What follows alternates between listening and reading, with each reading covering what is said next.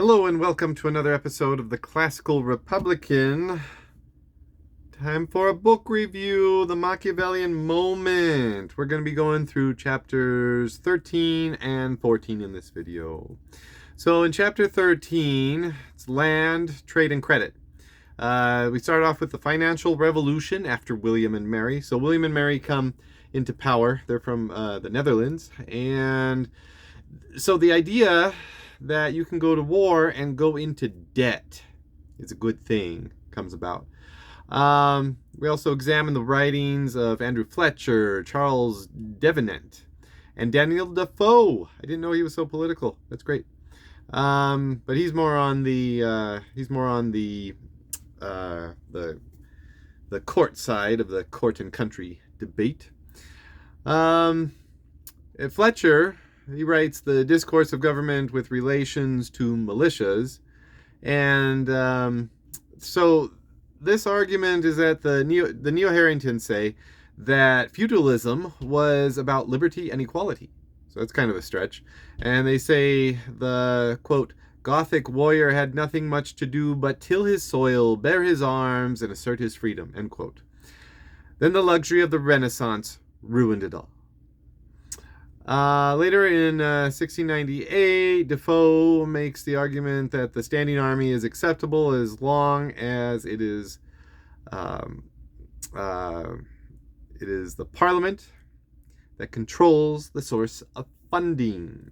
Okay, so that's gonna be something that we see stick, and it's going to stick in republicanism, and the Neo-Harringtons are going to adopt it, and the American founders are going to adopt it reluctantly, but they do, and here we are today.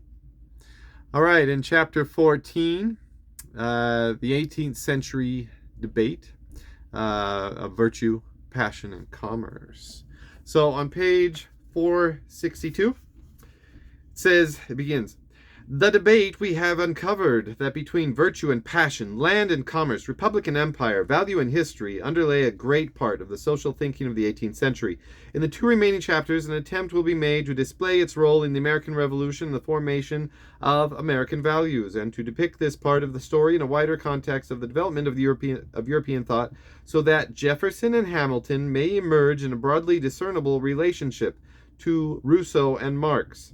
It can be shown both that the American Revolution and Constitution in some sense form the last act of the civic renaissance, and that the ideas of the civic humanist tradition, the blend of Aristotelian and Machiavellian thought, concern the zoon politikon, the political animal, provide an important key to the paradoxes of modern tensions between individual awareness on the one hand, and consciousness of society, property, and history on the other.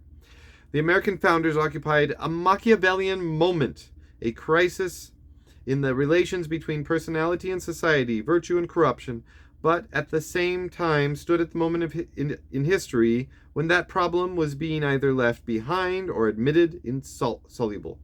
It depended on the point of view.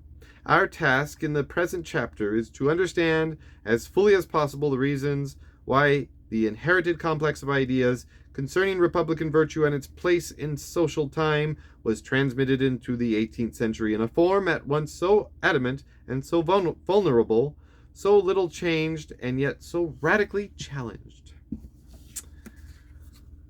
All right, this chapter shows how commerce becomes an acceptable primary activity of the citizen. Commerce took the place of fortune in the 18th century in classical republicanism. So you'll remember how important fortune was to Machiavelli. I like the analysis of Cato's letters, which are Republican canon, and went on to influence the U.S. founders. But there's also quite a bit of classical liberalism in them. But they get the idea of liberty correct, but they also believe in natural right, which most classical Republicans don't believe in. It's not that we disagree with it; it's that we just believe that you have to have a state. If you are in a state of nature and you want to say whatever you want, well, that's not really a thing. You need a state backing that right, because somebody could just come along and kill you if they don't like what you're saying. That's a state of nature. Okay, and then the following quote talks about the difficulties of understanding classical republicanism and applying it to modern republics, on page 479. On page 479, it says, let's see, kind of beginning in the middle here. He's got some really long sentences. And did so by means that their turn looked back to the central ambivalence, to the king's answer to the 19 propositions. That document, authoritatively formulating the doctrine that England enjoyed a balanced constitution, had left it unavoidably unclear whether king, lords, and commons, standing for the classical one, few, and many, formed a partnership and equilibrium within the process of legislation, a partnership of different functions and powers within some more broadly defined process of government, or a partnership of different social virtues within a politeia or res publica.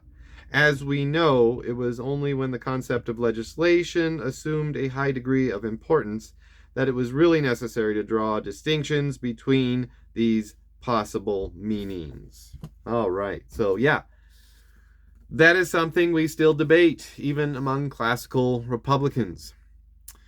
Also, the idea of paper money changes from a pro to a con when it is understood as the solvency of fellow citizens. But that's not something that stays among classical Republicans. After the founding, you have Noah Webster, who disagrees with paper money and thinks that it is foolish.